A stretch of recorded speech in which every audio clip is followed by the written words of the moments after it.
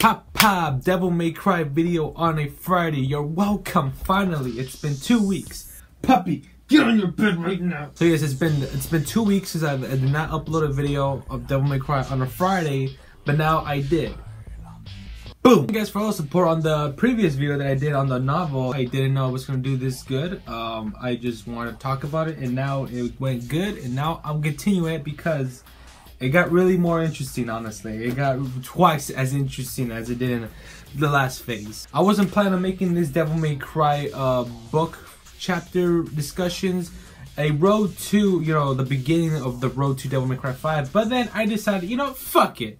Make it to road to Devil May Cry 5 because this is the beginning of Dante's mercenary career, his hunting career, and even though it's not canon, even though some parts seem canon, I'd rather just continue it and make it a series and make it a road to. So this is a road to Devil May Cry 5 book.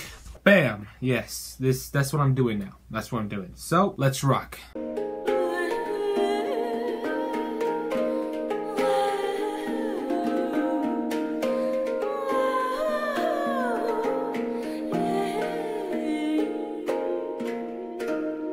So phase 2 chapter 1, it starts off right after when Dante, or okay, sorry, I gotta say Tony. I looked at back in the other video and I realized that I keep calling him Dante, but you know, it's Tony, so Tony. It's Tony. So Tony and Gru come back from that wild mission that happened when Gru saw firsthand that these bodies came to life in a zombie-like form. So if I gotta tell you, like, Gru was scared out of his mind. This was the first time he'd seen it and he was scared as shit, alright?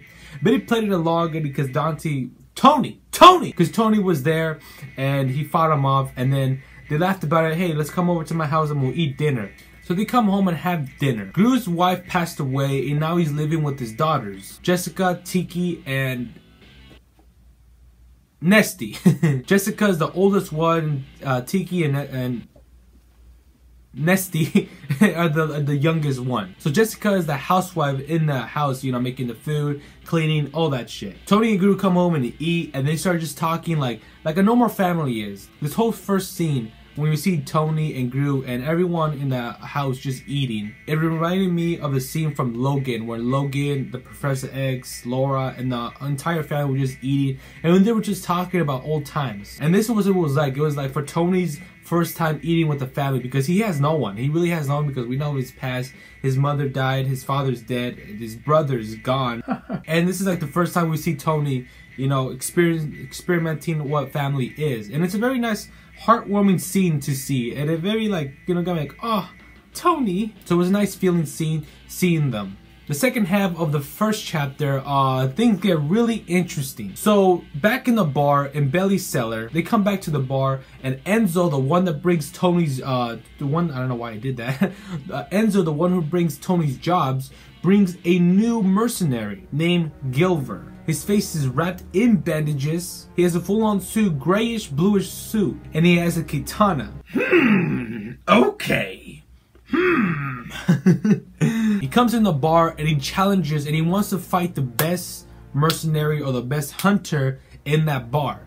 And he looks over to Tony. Tony was eating wings, not giving two shits about Gilver, and then Gilver challenges him to a fight. Gilver holds his own. He's actually a really nice opponent for Tony, because we know Tony's a superhuman. He has strength, he has senses more than a human, so he's more advanced than a regular hunter.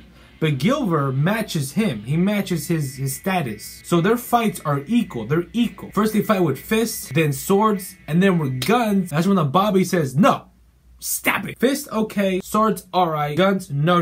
Because he didn't want to make a mess in the entire place. And that's understandable. Bobby don't want no kids fighting and breaking his shit. I mean, I'll be pissed too. Then in the end, since they can't do guns, they sit down and settle, and then they do a new challenge, a drinking contest, alright? Bobby pours the cups of vodkas for both Tony and Gilver. Tony's happy about it, but he still wants to settle things with Fist, with Gilver. Then after chapter 2 of phase 2, we're continuing the fight between Gilver and Tony. Tony drinks the vodka, Gilver drinks the vodka as well, the one shot, but he's a scrub. He can't take it. He drinks it, falls on his back, and he's done. He's out for the count. He can't do drinking. He can't take shots. He can't take that shit. He's out. He's out for the count. He died. He didn't die. He was done. And then Bobby suggests that since he lost, he's paying for everything. The damages, the drinks, everything. So every mercenary in the room was like, alright, free drinks on the newbie. And they all started drinking while Gilbert was in the fucking ground, passed out because he couldn't take the fucking vodka. I love that he comes in with this badass katana in a really nice suit, really nice in shape. And he's fighting against Tony, alright? A really tough mercenary, alright? And then all of a sudden, they drink and he's out. He's out for the count. He's done because of the fucking one shot of vodka. And Tony's right there still drinking and standing. I just fucking love that shit. It's beautiful. Tony then is done. He leaves for the night while Gilbert's still in the ground, knocked out. Tony leaves, walking through the dark alley. And then we hear the voice. Tony hears this, wondering what that is. And we could all assume it was demons. And then guess what? It was demons. So these demons were not different from the other zombie-like demons. Now these were actual demons coming for Dante. So Dante took out his guns and started firing at the figures. But instead of one, it started multiplying into multiple types of demons. But Tony still holds his own, shooting up all the demons around him. And he was using his sword instead of his guns because his guns got jammed. Every time he swung his sword, he got flashbacks of something, someone. Flashbacks of a woman laying on the ground and a little kid holding his mother's lifeless body and a pool of blood just spreading. Tony ignored that and continued fighting the demons. And then all of a sudden, a familiar face appears. Danvers. So Danvers, the previous guy he fought, this guy who had a big grudge against Tony because every time he fights him, he loses against him. Tony always spares his life. So he sees Danvers, but it's not Danvers. It's Danvers, but not his human form. It's a demon possessing Danvers' body. Wearing Dante's old coat and really big and just lunged at Tony. Tony grabs his sword and slices him in half. But in that time, Tony was still drunk. He was still wasted. So even though because he still held his own, but he didn't hold his own as he did when he fought the other types of demons. But during the fight, the guns he had were jammed and he had to take them to nails so he could fix them. The guns were jammed, so instead he uses his sword, slices Danvers up, and that was the legit end of Danvers. After that, Tony leaves the scene, walks away from the scene, and just goes on his merry way. Phase 2, Chapter 3, he gets another dream of a woman laying in the ground, a child holding her lifeless body and blood just spraying all over. The same vision he had when he was fighting the demons. We can all assume who that is. It was Dante when he lost his mother, when he first lost his mother to the demons. Then Tony wakes up into some room of a beautiful young woman named Carrie. And she wanted to smash. But Tony was like, no, be gone, thought. There you go. There you go, Tony. After Tony fought all the demons, after he was walking away, his whole body gave out. He was too wasted. He was knocked out. Carrie, the woman, or we haven't given her name. We've given her name in the next chapter, but Carrie carries Tony's body, his sword, back to her place, gives him a bath. He was all, well, yeah, I forgot to mention that. He wakes up naked. His clothes are all folded and nice. So Carrie carried him back, cleaned him up, took care of him. She wanted Tony. It was clear as shade that she wanted Tony. But Tony really wasn't that interested in Carrie. Tony wasn't really interested in Carrie, and Carrie kept calling him names, like saying, oh, mama's boy, because in his dreams, while he was sleeping, he was crying out for his mother, Eva. So Tony left the scene, left her be, and after he was leaving, she was still screaming at Tony, calling him names, and people around the neighborhood watched the entire scene. In the next scene of the chapter, Tony goes back into the bar, and the mercenaries are saying, hey, faggot, why'd you make Carrie cry? The mercenary was talking about him, all that, saying like, oh, why'd you make Carrie cry? Hey, I heard the news. What happened? Did you get rejected? Hey, you gay? Haha. Mercenaries were talking. Then Gru comes in, telling them the news that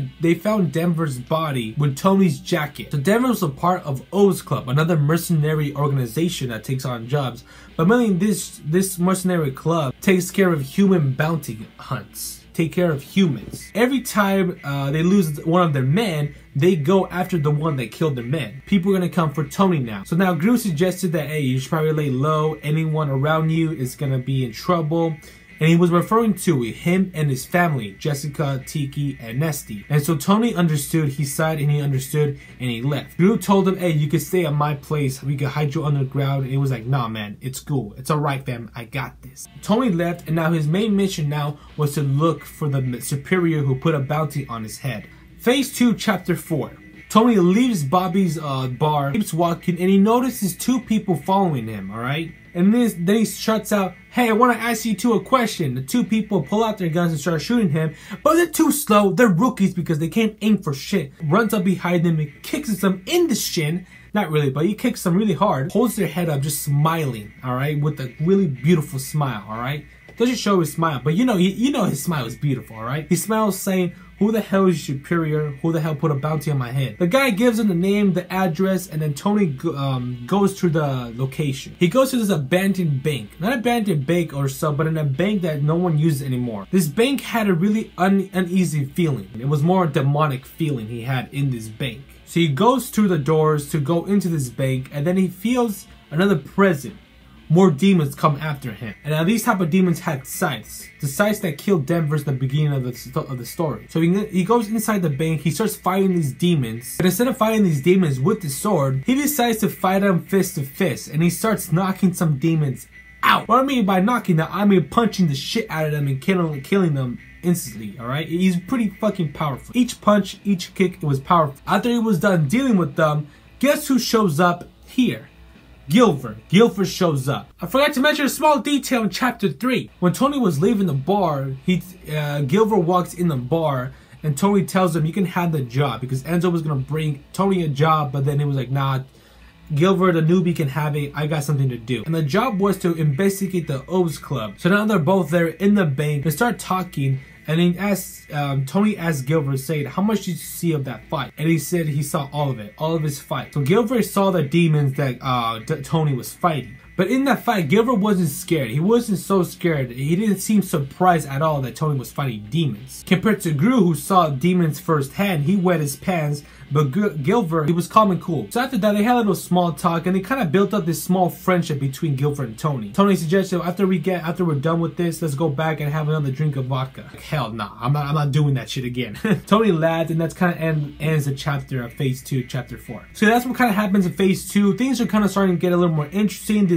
The friendship between Gilford and Tony is starting to build up a little more. Probably something that in the end is going to happen between them, because this book pretty much, I'm pretty sure it's going to be resolved between Gilford and Tony, because Gilford and Tony really are kind of a match. Very suspicious, if you know what I mean. He has a katana. He's wearing kind of a blue greenish suit, bandages all over. I don't know what's up with that yet. It's Vergil. It's fucking Vergil. I don't know. He has a katana. I assume it was Vergil, but I don't think this could be Vergil. Maybe it is. Maybe I just don't know. Maybe we'll find out in the further chapters. Like I said, this is not canon, so maybe this is just another alternative version of Vergil, because he is a match against Tony, and the only match against Tony, aka Dante, is Vergil. So who knows, honestly. But this full phase was nice. It was a nice phase. It was setting up more of Tony's character, who this Tony guy is. His previous life, flashback in his previous life. Showing more demons coming after him. So yes, it's setting up to something really cool, and I can't wait to read more and bring you guys more. Forgot to make an outro. I'm sorry. Thank you guys for watching. Give this video a thumbs up if you guys enjoyed it. Subscribe for more Devil May Cry content. And yeah, until next time. My name is Brian, also known as Bray, and I'll see you guys next time. Later.